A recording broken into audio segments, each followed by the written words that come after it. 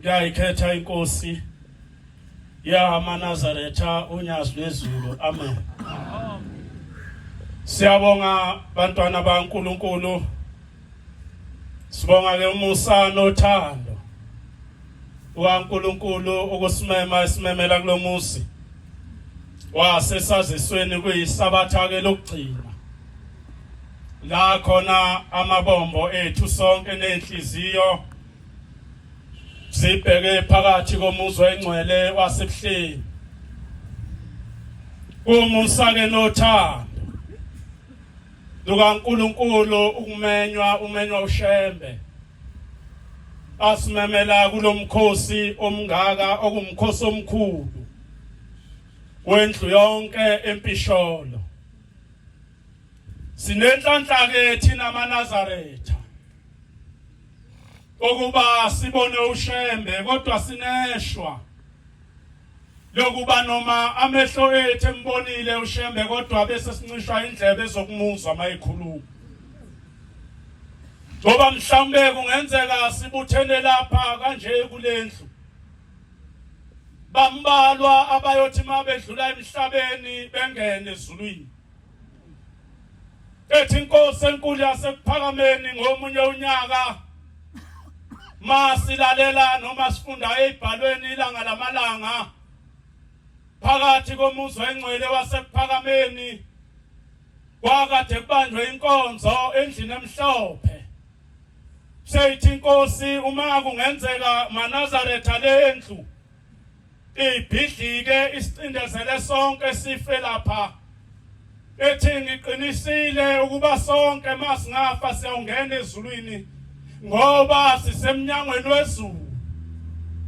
Ethi kodwa bakhona abantu abaziyo bona ukuthi mabe ngafa manje ngeke bangene ezulwini kaShembe. Ethi bayobe bengakhishwa uShembe laba bantu kodwa bayobe bekhishwa zinhliziyo zabo ngoba siyabazi ukuthi njengoba belapha nje kayibafanele. Siya emhlanganweni kaJulayi maNazaretha njengoba siya emhlanganweni abafowethu akade bexoxa ekseni nabaxoxa namanje bathi la siyakhona siyemzini kaNkulunkulu kunezinto engenziwa lapha yana kulomuzi. Ngelinye ilanga emzini wasekuphakameni kwakuyiwona umhlangano lo kaJulayi owafika nobaba mkhulu lapha kulelizwe. Wafika uShembe lapha kulelizwe endlini kaZulu. Kwakunomkhosi owawenziwa umkhosi omhlanga. Wafika uShembe amaZulu egcina lo mkhosi ngoba ayesuke ebonga ilanga selizobuye eAfrika. La selizoqhakaza khona ithelo kuqhakaze izitshalo kuvele imbali. Owawenziwa lo mkhosi uShembe wafike wawugcwalisa ngoba lenkolo wathi mayefika uShembe akangabalahlisa abantu amasika ayibanike bona esewumveli nqanga. Kodwa wafike wathatha amasika abo wayesewakha bamgogodla walenkolo. Ingakho kuleli bandla ubona makuyiwe etempelini kubhinqa amabheshu ngoba into ababeyinikwe uNkulunkulu abantu beyibhinqa endulo. Wafika kodwa uShembe okwakhe wakwenza kwehluka kancane emvunulweni ababevunula ngayo lapha. Babefaka amashoba ezansi kwamadolo, befaka amashoba lapha eziphangeni, befaka amashoba lapha emqaleni, bese behloba ngobuhlalo. Wafika uShembe wayesetha amashoba into yasezweni bantu bami iyekeni bese nifaka nampu ubusengu. Nakuba namhlanje umuntu mayesebenzile usuyubona umuntu avunule afaka ibheshu afaka isinene bese ngafaka ubusengu afaka amadavathe ngathi inyanga yokwelapha ngoba usebenzile usenza umathanda. Kodwa umthetho waleli bandla uvuma ukuthi uhambe ngamanqina.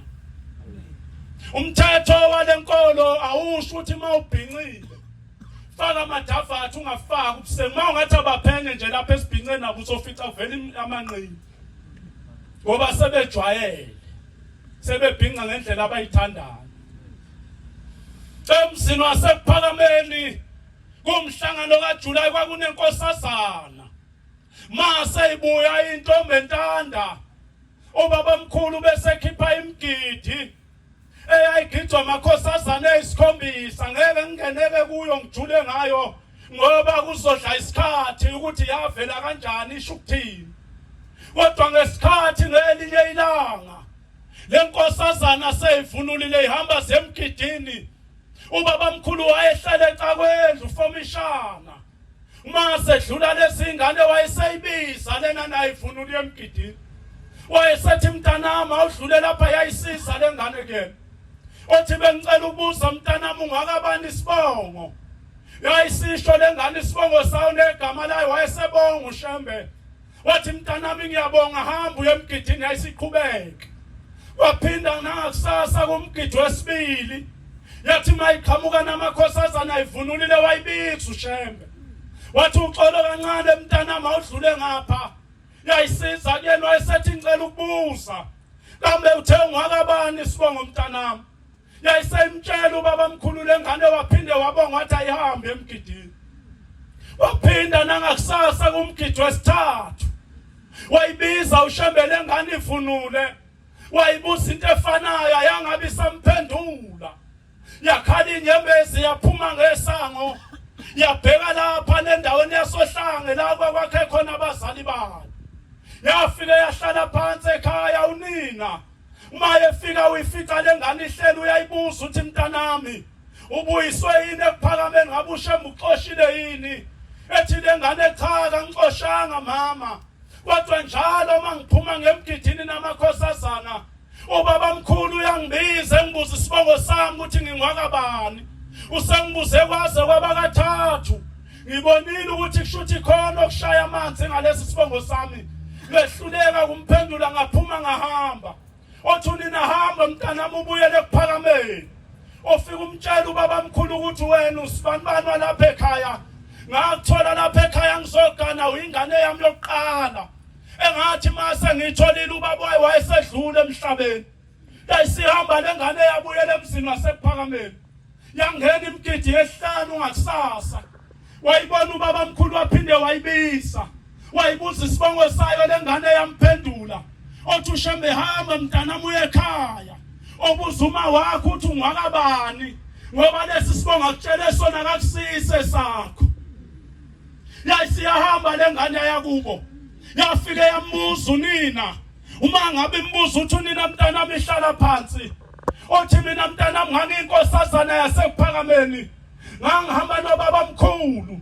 Sihamba samakhosazana uthi ngelinye ilanga sengikhulile kwaqhamuka insizwa eyayingalona iNazaretha yangeshela. Othi ngayitshela lensizwa ukuthi mina ngiyiNazaretha. Mina ngisonta kaShembe intombi yakaShembe ngayiqomi. Othi kwahamba isikhathi lensizwa ingehlule ngagcina sengivuma ngayiqoma. Othi abazali bami base behlangana ukuthi ngoba intombi yaseNazaretha mayishadiswa ikali ishadiswa uShembe eParadise. Naye akeze lo muntu ezohlanganisa eParadise ihlanganiswa uShembe. Uthi ke mntanami ngase ngihamba ngiyosina kubo. Kodwa ngesikhathi ngisina kubo mntanami ngangena emagcekeni akhona sengikhulelwe. Uthi le ndoda engiyiganile yayingangazi ukuthi ngikhulelwe. Wahamba isikhathi ngazala wena. Ize yahamba le ndoda emhlabeni yazi ukuthi uyingane yayo. Kanti kawuzalwa yona ngafika nguthole ngesisweni ngwakasibani ba. Yayisihamba lengane ibuyele ePhakameni. Othi uShembe mntanami ngiyadabuka ngoba mangibona wena angeke sibonane nakwenzayo. Othi mntanami uzumbuzele kuma wakho ukuthi lo muzi kaNkuluNkulu awungcolisayo leli Paradise alingcolisayo angena kulona wama namakhosazana asezulwini amisa ngoba azutha amisa intombi kanti asamisa unkosikazi njengoba amanye lawo makhosikazi asahamba emhlabeni. Ezinye zeyingilosi ezayikhishwa kulomhlangano kaJulayi ezayifikile izobusisa imshado sezahamba uyokuyigeza ngani. Uyawugeza ngani wena umuzi kaNkuluNkulu asina kone Paradise kanti usewumfazi.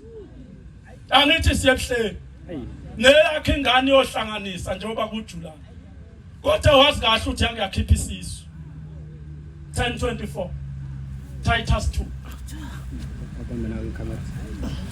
10:24 izothi asiqondana siqonda siqondana ukuzivuselela thanda nokwenza okulungileyo ukuhlangana njengabanye kepha siyalane kakhulu kalokhu sibona sokulisondela uma sona ngabo sesilazi iqiniso awusekho umnikelo ngesono kepha sekusihleleni kwahlobesabekayo yebula oluvusweyo oluzawuchitha abaphilayo owakela umthetho kaMose wafa engenakawukela senethi siyemhlanganweni manje kaJuly eNazaretha la khona izwi lophezu kwakho konke okuzothi mase kubuya intombi limemeza thwazi yentanda zihamba intombi ziyentanda kodwa lena yakwethu nale yakhe ingane ngeke iyentanda ngoba iyazi ukuthi ayisaphelele ngeke iyentanda ngoba phela entanda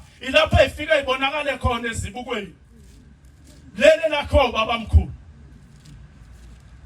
la ifika ibonakale khona ezibukweni njengoba siyemhlanganweni eNazaretha lo muze siyakona umuzi kaNkulunkulu lo muze sibheke kuona sengathi eNazaretha besingayihlonipha lo yamuzi suhloniphe ngoba lo nkulunkulu ophambi kwethu ngelinye ilanga ubabamkhulu esayindaba zasenonoti ehamba nabafundisi bakhe umlangeni kanye nohlatshwayo nendoda kasihololo okuyiyona ishayela ubabamkhulu isigubhu bathi mabefika endaweni yasenonoti ubabamkhulu eshumayela baphenduka abantu bakhetha inkosi yayisibabhabhadisa indamhlathi kaMayekisa wathi ngelanga elilandelayo eUshembe esezovula akhe ithempeli okuthola sekuphatheni yathi mayizola akhe indamhlathi kaMayekisa wasekuhlangana amadoda ayazi ukuthi uShembe umuntu ayazi ukuthi akafanele abe phakathi kwawo ngoba ethi uthatha amakhosikazi awo bethi udla inkomo zabantu yayisihamba le ndoda okuthiwa uFranci yayofuna umuthi yawubeka esihlalweni sikababamkhulu wathi mayefika ubabamkhulu kuleso sihlalo esasibekiwe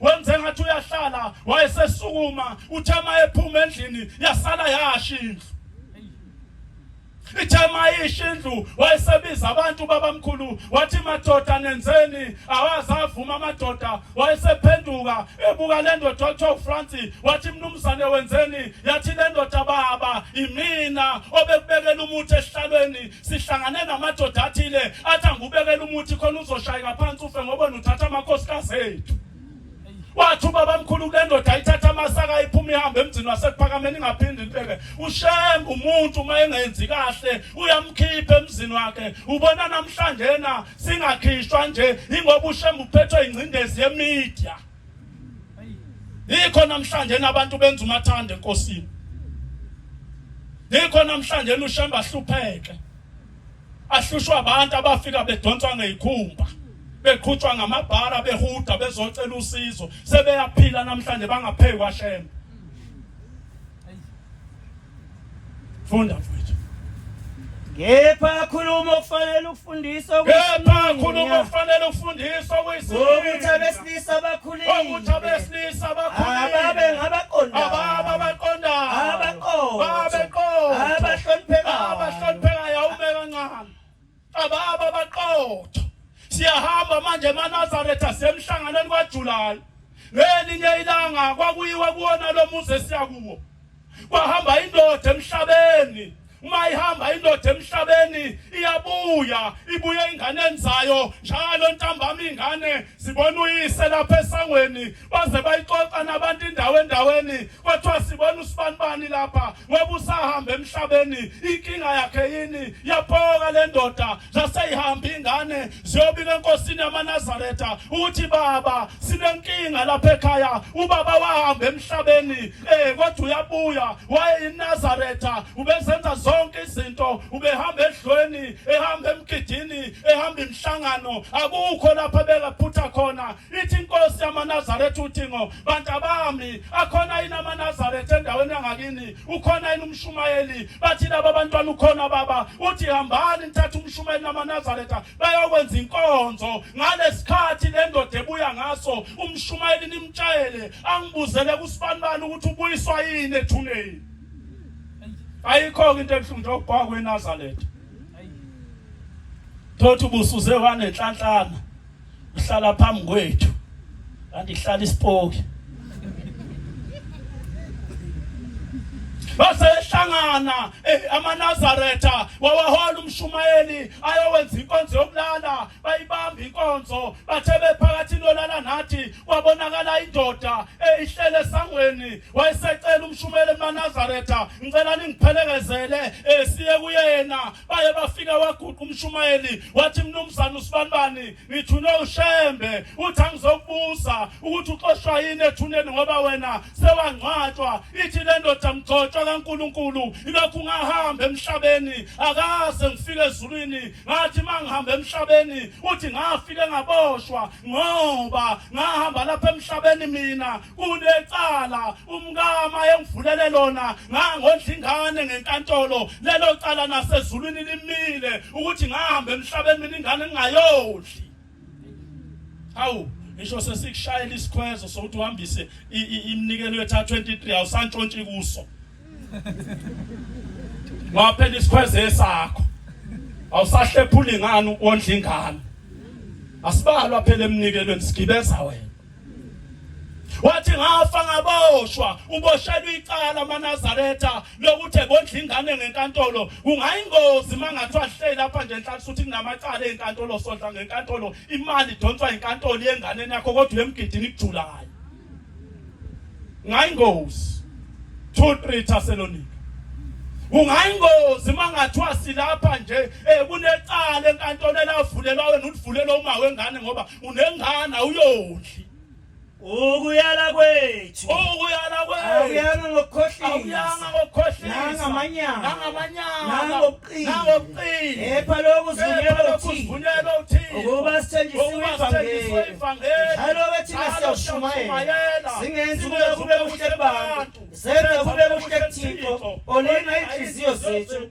ngokuba zanga ngezokutoboza nani niyazi azanga nangecebo lokufisa uThixo ufakazi verse 11 nani niyazi ukuthi saniluleka sanitshelisisa nonke ngabanye njengoyise eyala abantwana bakhe ukuba nihambe ngokufanele uThixo olibizele embusweni wakhe nasebukhosini bakhe maNazaretha uShembe njengoba esibiza nje ethi izanini izizwe nonke usibizele embusweni wakhe wasezulwini yini senqabe khona inelinye izulu eliyoba khona ngaphandle kwekaShembe kubantu abamnyama pho yini uShembe mphambi kwethu ekhuluma nathi esincenga ukuba maNazaretha ade kuselinda ethi maNazaretha makunomuntu alimazana naye buyela kuyena uhlale naye phansi ngoba lapha siyakhona uzonga ngeni wabantu bacanga ukuthi ukhiye uShembe mayekhuluma ngokhiye ukufaka u20 ukhiye umphefumulo wakho uthi ungene kujulayo ngoba uhlambulukile awungeni ngoba nakho ufaka u20 sengcina maNazaretha ngifuna ukukhuza lezi zinto ngoba yathena intombazana ebuhleni yathi naba sihamba naba basitshela ukuthi lezi zinto ayingeni kodwa kwakulapha ensuze kwabonakala intombazana ukushoneni kwelanga iphakathi nomfula abantu beyokha amanzi emfuleni insuze iyabamba le ntombazana ibuya nezinqanqa iphinde ithethele iyabamba ibuye nodaka idedele le ntombazane basebehamba abantu bayosho kubo ngengisisho isibongo ngoba la ikhamake washo isibongo sento eyenziwa uShembe kuthiwa umthokile umuntu bahamba bayosho kubo kwale ntombazane ukuthi sibona usibanibani walapha ekhaya osahamba emhlabeni bahamba abantu bakhona mabethi ngempela ntambama nangu noyibanibani kodwa sebamngcwaba base behamba ngoba bangamaNazaretha bayobika enkosini mabe bika enkosini ithi inkosi ambani kuye nimbuze ukuthi ufunani mabe fika kule ntombazane beyibuza umfowabo ekade umshumayeli uma ibuza uthi dadewethu yini ekubeka lapha uthi lo sisibhuti lo ngahamba emhlabeni angenile ezulwini ngafika ngaxoshwa uthi wathi uma ngifika ezulwini wathi uShembe mntanami ngeke ungene lapha wena ngoba wahamba emhlabeni usuyiphucula ubuso uthi njengoba ngilapha nje bhuti kufuneka isikhumbe engangizalwe naso ngizosibheka ngoba ngangishisa ngocream Jeremiah 48 Yawenzani wena ozawuchitha noma vathe igolide noma uhamba ehlaba ngomuthi uyawuhloba ngeze abakuthanda abakudela bafuna ukuba ufe uthi ngizothi ngisikhumba siyafuneka ezulwini ngoba wahamba eseyishintshe ibala njengoba kumenyeziwe nje kwathiwa ifuneki lento ehleni khona bayitshela ukuthi hayi sizongena ngoba ngigana umfundisi akulona likamfundisi likaShembe inikeza igoli mfundi ngigana umshumayeli owaziwa 32:5 Petro 3 bazonile ibala la akusilo ibala labantwana bakhe hayi sizukulwane esiphambeleyo lesotekleyo liphindisa uJehova kanjena nina abantu abayiziwula akusiye yini uThixo wena nenzile wanimisa na kumenyeziwe kwathiwa lezinto ebuhleni ayifuneki nangapha enhlansuthini kodwa manje siumhlaka namhla 29 kodwa khona inhlansuthi esahleka ngamazinyo egolide namhlanje ngomsombuluko umdedele khona ongakasilungisi isimoho kodwa umhlaka 29 khona osadaya ikhanda udayelani ikhanda ngoba usugugile siyakubona shumayela lezi zinto ululeke usole nokusola angaphinde umuntu oyisayo maNazaretha lidaya ikhanda kuleli bandla amen indaba kadayi ufuna uba umfana omncane umdala usidalela inkinga esontweni kahlahla umkhulu angisunabazukulu ungalifungi nekhanda lakho ethi ungalifungi nekhanda lakho ngokuba unakuphendula lalunye unwele ngoba unakuphendula nalunye unwele lube mhlophe noma lube mnyama lidaywe ikhanda incwadi kaMateyu le 32:5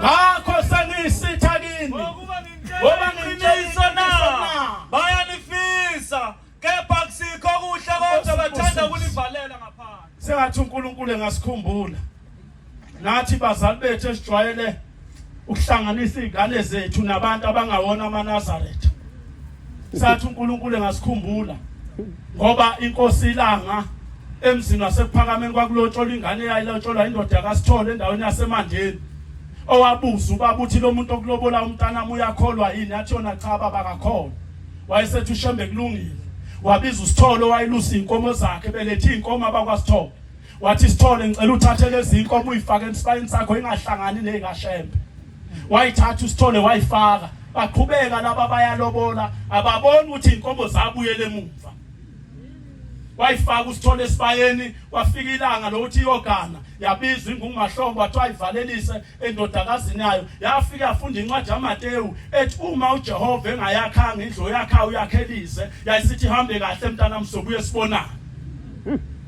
yayishiya kanjalo endlini yaphuma ingane iphuma nabane wabo yayogana eMandeni wahamba isikhathi ayihlalanga ngisho 2 months yabuya yeza lapha ekhaya uthi uShembe mntanami uxoshwe yini emzini ithi ingane baba akakuhlaleki uthi uShembe mntanami ngangeke mina ngimukela inkomo zomuntu engakholwa beni kuyimina Shembe otshela abantu ukuthi ingane eNazaretha ayimgani umuntu ongakholwa wathi angithathanga inkomo zakho ngazipha uSithole ongwalapha ezayivele khona ngayibuyisele emuva ucanga ukuthi awuzohlala kanjani khona mawubheka kusho inkosi ithi mawucabanga ukhona yini umuntu owazinana ukulotsholelwa ngaluShembe ukuthi ulotsholelwa ngenkomo engaka ungahlala kanjani phansi noShembe negotiate amalobolo njoba lokhu uthi ufuna ukuganayeleka baba encane uzoxoxa nobani indaba zamalobolo Nkosi ayibusiseni kuzwini